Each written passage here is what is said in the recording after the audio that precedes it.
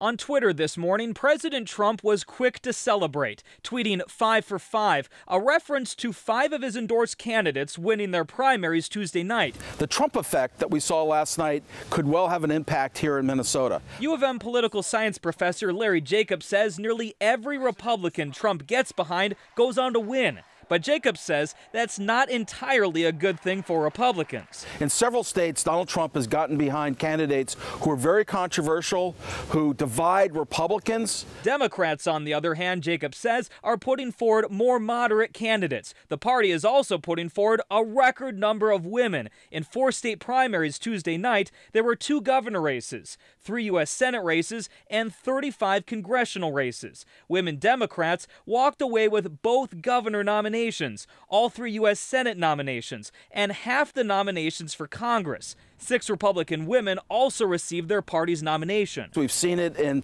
the protests, the Me Too movement, the attacks on sexual harassment and misconduct. All of that appears to be a new era that was sparked by Donald Trump. Jacobs says possibly the biggest impact that this Trump effect will have on our election is who we send here to the state capitol to be our next governor. 2 of the front-running Democrats are women who have been outspoken against Trump, and both Republican men, Jeff Johnson and Tim Pawlenty, has stuck close to Trump's policies this election. Pawlenty, however, has criticized Trump in the past, which Jacobs says could cost him. If we wake up one morning and Donald Trump has tweeted against Governor Pawlenty, it could well shift that race enormously. In St. Paul, Gordon Severson, KARE 11 News.